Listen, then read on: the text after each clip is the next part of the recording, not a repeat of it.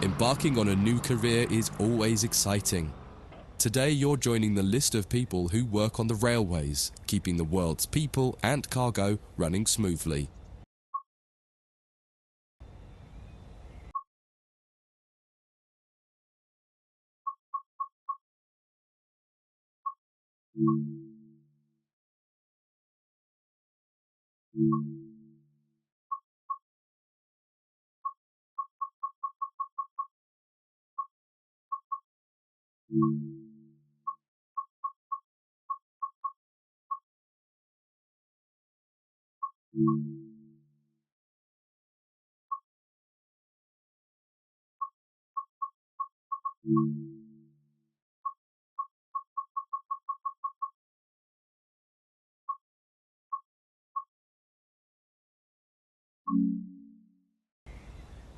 There's a lot to learn, but you'll be taking it step by step. Let's start by looking around. Find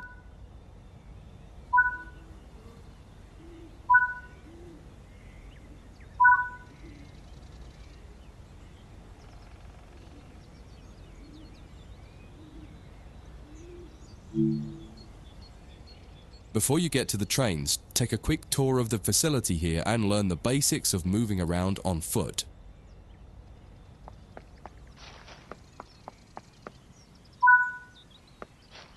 Your current objective is shown in the top left of the screen.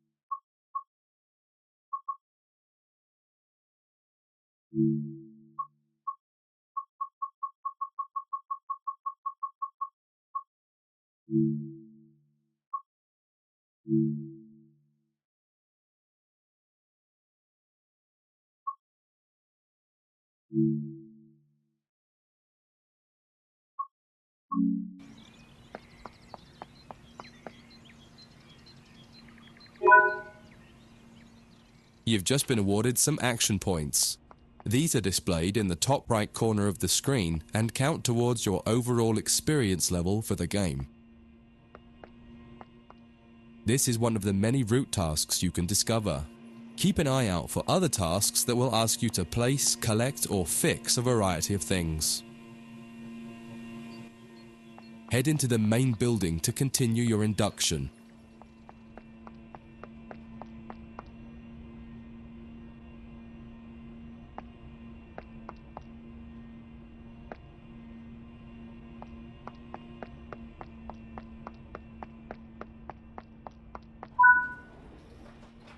Walk over to the waiting area on the right.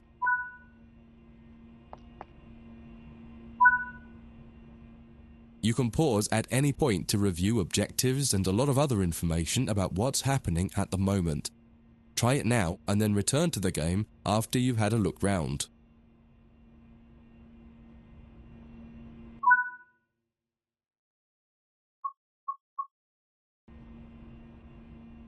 Now that you've covered some of the basics of moving around and interacting with the environment, let's take a walk through the building and find the trains.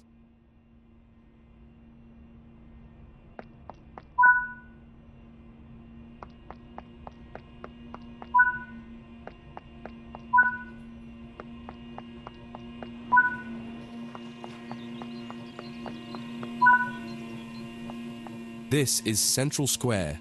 From here you can explore the main training center depot and surrounding yards. Your journey operating trains is just getting started here at the training center. Remember, you can always come back here from the main menu to refresh your knowledge if you're unsure about anything.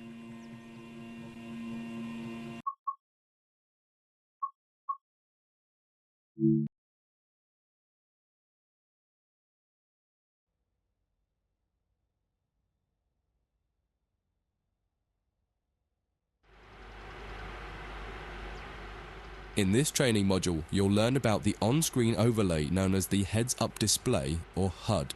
You'll see it when you're in control of a train. You can configure a range of parameters for the HUD that affect how it looks in the game settings. In this tutorial, you're going to take a look at the two main types of HUD and make a first choice of which one you prefer. Get started by climbing up the ladder into the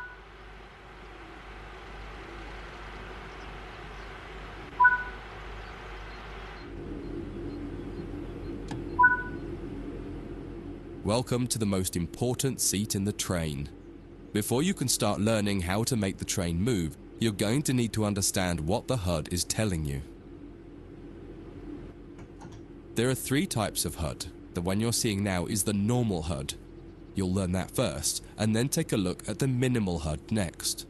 There is also a simple HUD, which is essentially a cut-down version of the normal HUD. The HUD is a guide to show you what the train is doing, how you're doing, and what your next objectives are. You can tune what's shown here using the game settings. The main part of the normal HUD is the speed display in the bottom right. Your current speed is indicated by a white bar that will appear on the outside of the speedometer, and there is a red mark that indicates the maximum permitted speed. This is the direction display. An arrow will indicate the forward, reverse, and neutral directions. A cross, or X, means the reverser is currently either not inserted or in the off position. This is the power display. A number will indicate what position the power or throttle control is in. If the display is white, it refers to power. If the display is yellow, it means powered braking or dynamic braking. If the display is red, then the throttle is currently locked out and you will need to take steps to release the lock before power can be applied. You can learn about troubleshooting elsewhere in Training Center. These are the brake indicators.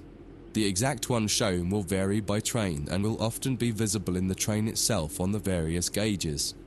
These gauges tell you what is happening in the braking system. The most important one is the BC, or brake cylinder. In most trains, when this reads 0, that means the brakes are released. Anything else, and the brakes are applied. In the top right is the track monitor. This shows you the line ahead and allows you to see all the signals and speed limit changes that you're approaching. By default, the track monitor shows the signals with their actual red, yellow, or green aspect. But when you get more confident, you can hide this information via an option in the game settings. As you accelerate, the track monitor will extend its look-ahead distance so you can see much further ahead at higher speeds. This is all done automatically. Now that you're familiar with the normal HUD, it's time to take a look at the minimal HUD. You can change this via the game settings, but for this tutorial the game will change it automatically. You can see that most of the HUD is now gone. You are left with basic information in the top left corner.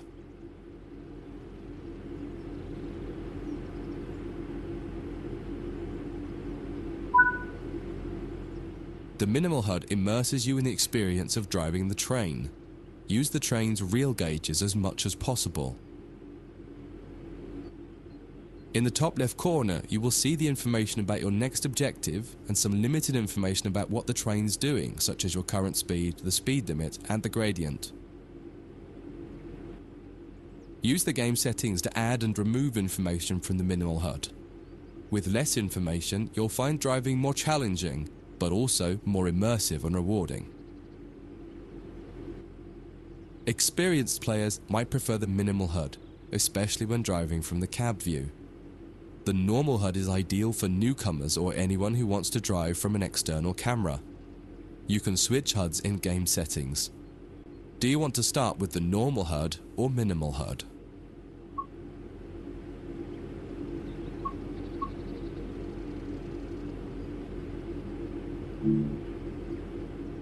That concludes this module.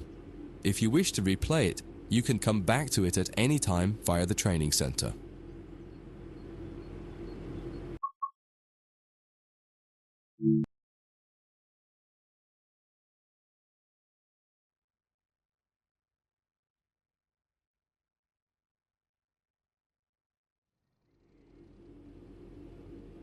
In this training module, you're going to learn how to make a train move and then bring it to a stop.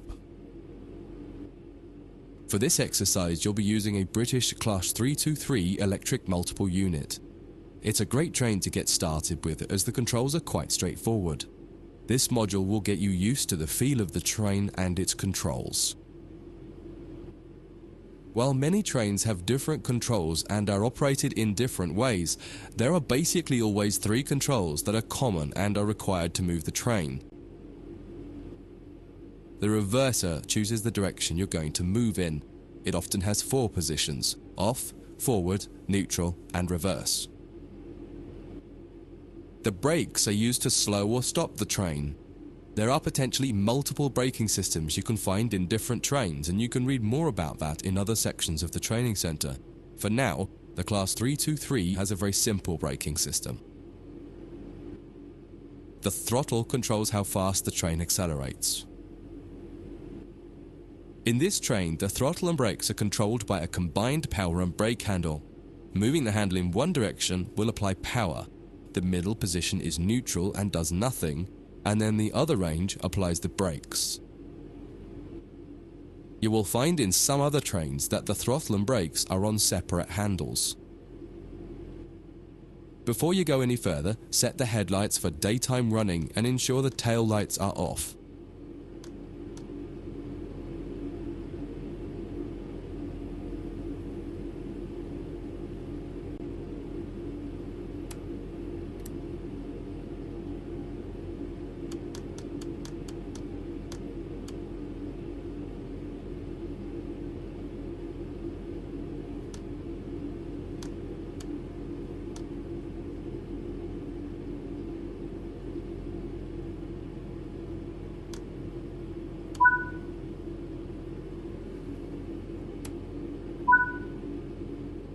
We want to move the train forwards, so set the reverser to the forwards position. Now pull the combined power and brake handle towards you to release the brakes. In the bottom right and in the center of the speedometer gauge, you can see a little ball. This is the accelerometer and will move up or down to indicate whether you're speeding up or slowing down. Now that you've reached your target speed, you can move the throttle control back to the center position. The train will then coast on level ground and only slow down very gradually.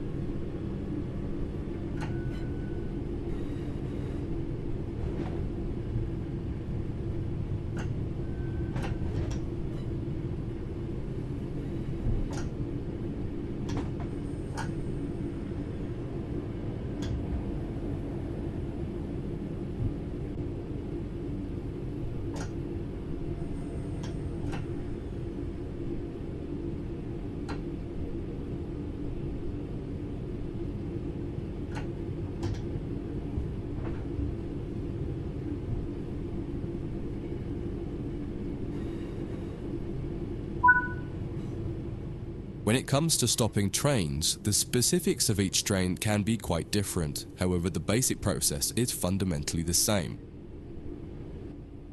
Bring this train to a complete stop by moving the power brake handle into the braking range.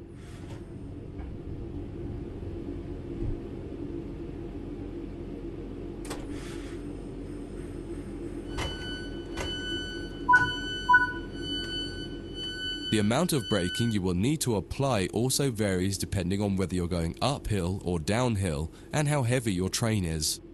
Knowing the right amount to apply will come with practice and experience. Stopping a train is one of the biggest challenges of controlling it, particularly stopping it in the right place. That concludes this module. If you wish to replay it, you can come back to it at any time via the training center.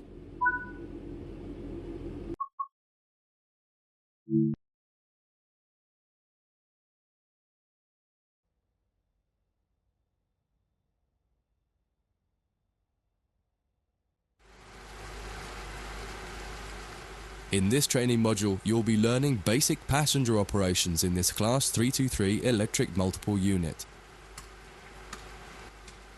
This part of the training center is the Metro Loop. It is used primarily for driver training for passenger trains that are generally shorter or might stop more frequently in normal operating practice. It consists of 2 platforms. In this module, we'll be doing a complete circuit and practicing stopping at both stations. When you're ready, open the door and climb aboard the train.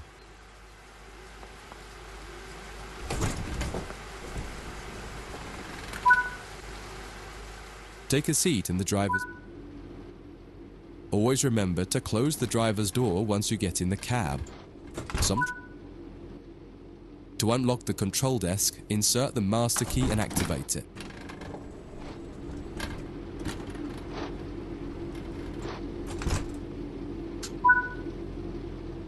Turn the coach lighting on so that passengers aren't boarding a dark train.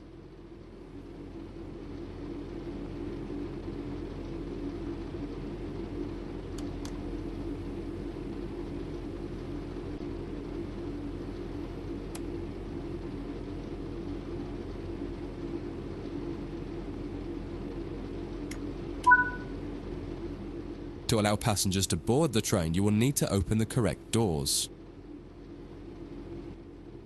In order to use the buttons in the cab, you must first insert and then turn the door key to the on position.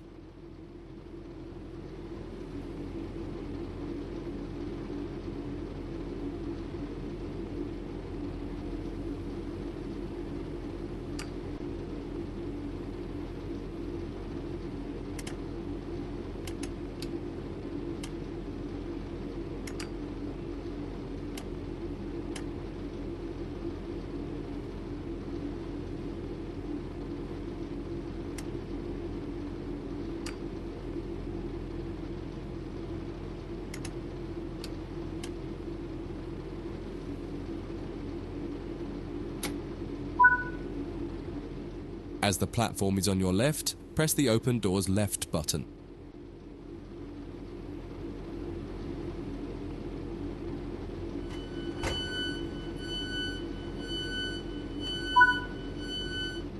The weather has turned quite bad, so you'll need to turn the wipers on.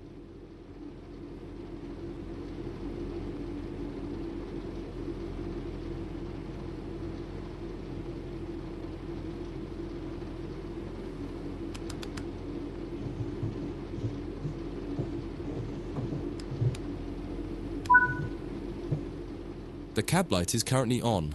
Make sure to turn it off. It's useful to find your way around in the cab, but can make it hard to see out of the window, so you should always turn it off before you start moving.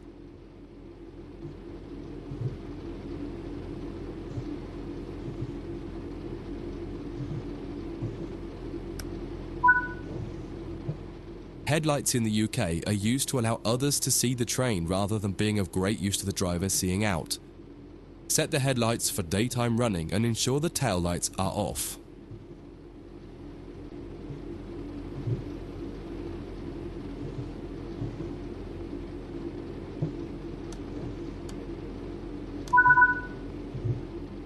While the passenger doors are open and the loading objective completes, you'll notice the bar in the top left slowly rising. Once it reaches the top, the objective will complete and it will be time to close the doors. Now the passengers have boarded the train, close and lock the doors using the Close Left Doors button.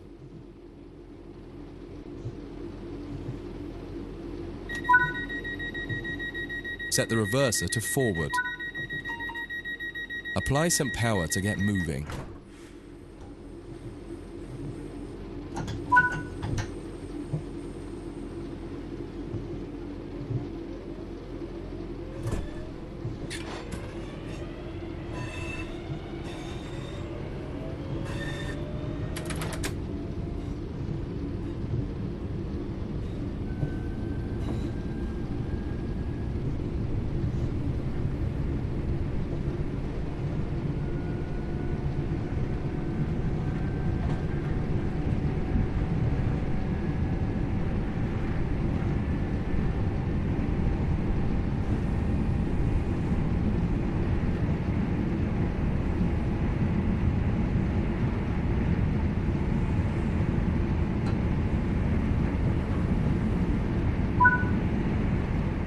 You're approaching the next station. Use the power brake handle to apply power so that you come to a gentle stop at the indicated marker on the platform.